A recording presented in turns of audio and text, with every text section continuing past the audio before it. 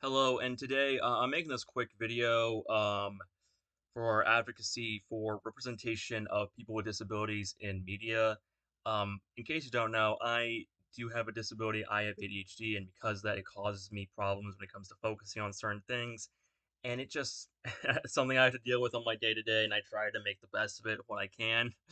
But I've always been I've been recently more fascinated when it comes to representation of characters in media with disabilities because one of the things that the um person RFK Jr. who's in charge of health, like the Department of Health, has stated is that people who have these disabilities can never accomplish anything, and I think it's very much degrading and very much insulting. And listen, as someone who has had ADHD his entire life and has been around other people with similar disabilities, I do see that there are people who are lower functioning than I am. Like, I'm grateful that I am high functioning ADHD. I am grateful for that. And I will never know what it's like to have it worse than me when it comes to ADHD. And I know but yeah, sorry, this like it's awkward. I don't I didn't write a script out. I feel very bad for not writing out a script.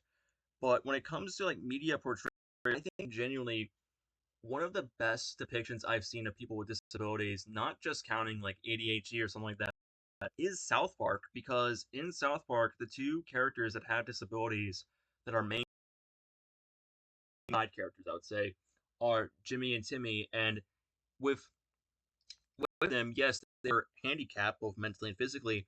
But one of the things that South Park does, and I think it does really, really well, is the fact that the characters don't view them differently. Like, sure, Eric Hartman and the gang will make fun of them from time to time, but it's no different than how like they'll make fun of friends in the show. Like, sure, Eric Hartman might make fun of Jimmy or Timmy for having a disability, but basically everyone. So it's not like they're being left out. And I feel like one of the things that highlights it, and I saw this really good video about it, I forgot the name of it, that highlights how good of representation it does, is that in the show, they don't portray them as perfect angels because a lot of the time when you have media like who that have people with disabilities, they try their best to make them seem like, oh, feel bad for them. Look how perfect they are. It's almost as if they would be perfect if they didn't have a disability, which is pretty insulting to those who do have disabilities.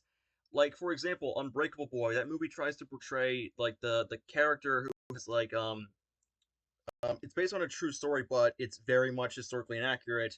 I have seen multiple videos on it and how historically inaccurate it is. But the well, no, not the main character, Austin, is a little kid who has autism, and they portray him as like this perfect angel sent from the heavens who can do no wrong. And the only time he does wrong is the fault of his parents. It's not the fault of him, it's the fault of his parents. Yet he gets punishment for it, even though it should be the parents who get fault. Whereas in South Park, Jimmy and Timmy, they are not perfect people. For example, in the episode about the Special Olympics, Jimmy literally takes steroids in order to win every competition in it. And yeah, that's a horrible thing to do, but the show does make you feel somewhat bad for him because in the episode, Jimmy is scared that because of his disability of being in crutches and not having proper leg movements, he won't win the competition. So because of that, he turns to steroids in order to win, and you don't agree with his actions, but you can understand what led him to that decision. It's it's an interesting dilemma, as well as the fact that in Cripple Fight, yes, that's the actual name of the episode.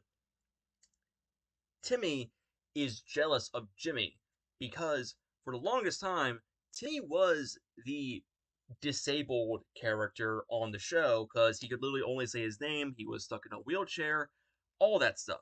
But then you have Jimmy, who comes around, and he basically sort of steals the spotlight from Timmy. And he is enraged that now all the attention is on the new kid in town, and he does everything he can to make sure that Jimmy leaves. Like he literally tries to get Jimmy killed multiple times, and it shows us that there are people who have disabilities that just because they have a disability, that doesn't mean that they can do no wrong. they are flawed individuals just like regular functioning people. Like, it's insulting to me. Like, it makes no difference to me if you have a disability or you don't. You can still make bad decisions. Because what would happen if someone who does have a disability, like for example, had autism or something like that, killed someone, and they said, "Oh, it's just like, oh, don't worry, he didn't mean it. It was just his disability that caused it." No, he still killed someone. I think the only time a disability should be a get out of jail free card when it comes to something like murder should be something like multiple personality disorder, because there are people who have multiple personality disorder, and there might be a part like a personality that is a psychotic person who kills people. So I think in that respects, those people with those conditions should be let off the hook, because it's something they can't control. They cannot control their personalities and keep them in check.